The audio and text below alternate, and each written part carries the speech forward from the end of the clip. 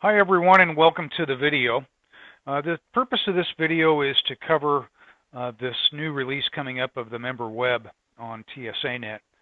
Most of you are aware back in fall of last year we had a major rewrite of the database, and so a lot of the things that we're doing here is making some aesthetic changes to based off feedback that we got from our members, and kind of making some changes that we think will stabilize the whole system.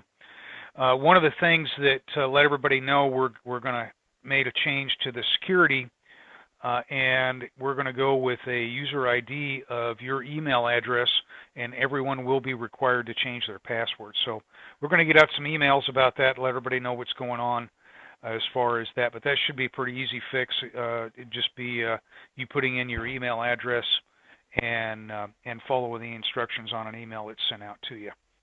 What I want to cover here real quickly is some of the changes that we made. You can see here initially when you come into the system, as you're logged in, that now instead of having a big space here for your My TSANet space where you can place tiles and things, we've actually shortened that to be one row, and then if you need to, you can scroll back and forth if you have multiple tiles up there. But then you can also see the directory down here is a lot easier to see that you can come into the directory and see all the members that you can work with through TSANet.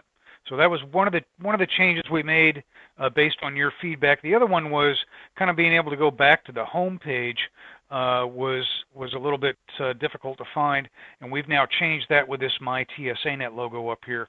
So simply clicking on that from anywhere is going to take you back to this home page where you can go back into the member directory.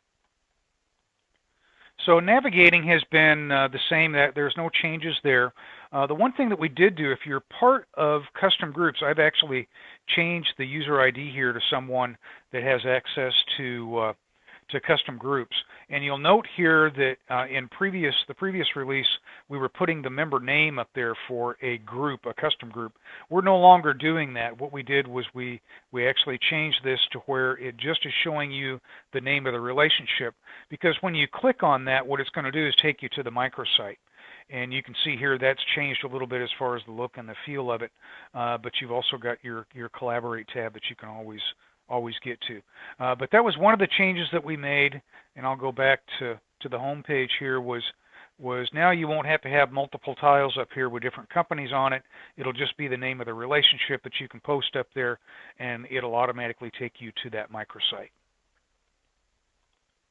So what I'd like to do now is cover some of the administration features that we've modified for you. I think you're going to like a lot of what you're going to see here. Again, I'm logged in as a business or a program manager, which gives me administration rights. And so I'm going to go ahead and click on the administration button here. And you notice this has changed just a little bit. What we've done is we had it automatically default to, for a group login, would be the person's last name and then group. And what we've done now is given you the ability to change that to be whatever it is that you want it to be. And then, of course, here is your URL. So if you want to change this to be software support group, for example, or what this is, it's going to default to your last name group, but then you've got the ability to edit this to be whatever it is you want it to be. And then, of course, you can take that URL and post it out. And anybody clicking on that URL is going to be logged into the directory under that name. The other change that we made is to contact documents and the ability for you to edit those contact documents. And we had a wizard before, but we've actually improved on that quite a bit.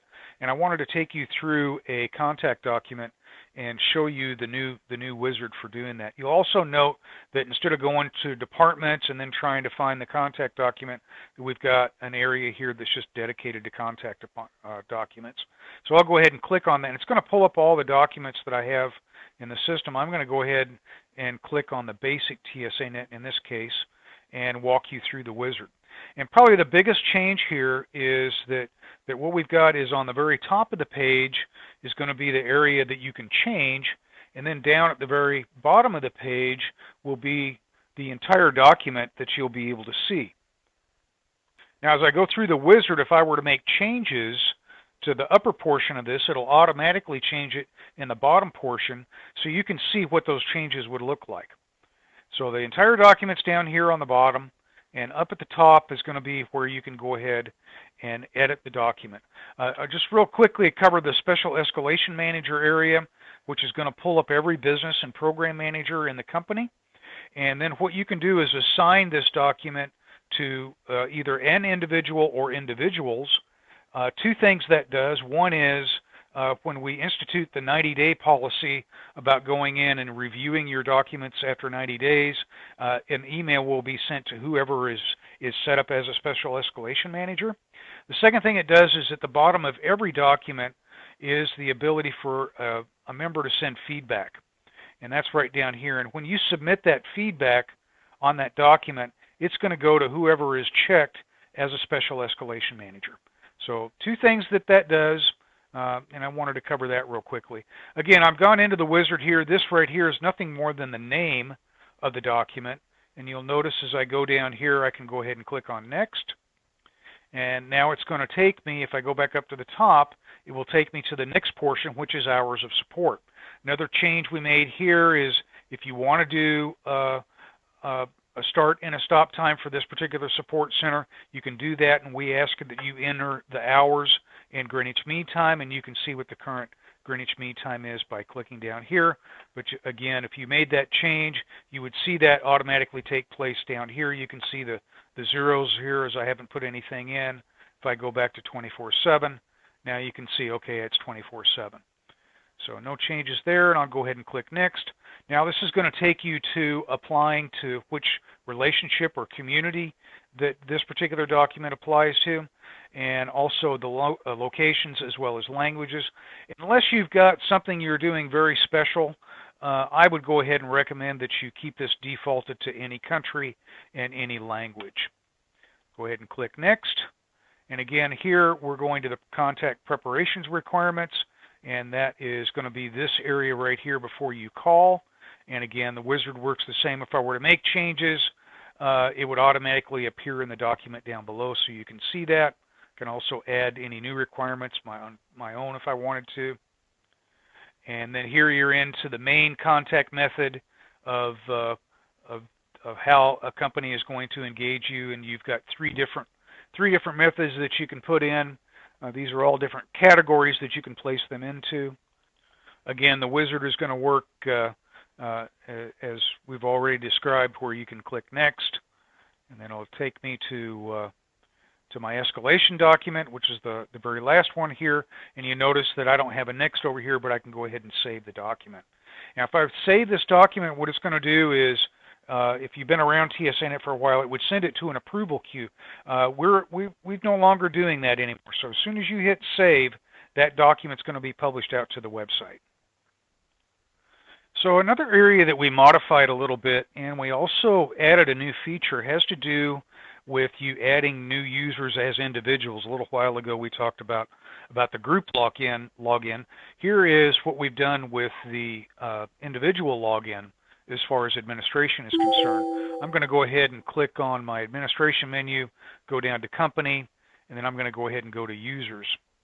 And you notice it's going to bring up all my users over here, which is not a change here, but one of the things we did do is we added a field called internal department that will help you separate out your users if you want to designate them being in a different department. And I know this is an issue in some of the larger companies, and if I come over here and click on location, what it's going to do is sort that out by this internal department location that I've created. And you notice what I did here is I just created a product X support and a product Y support.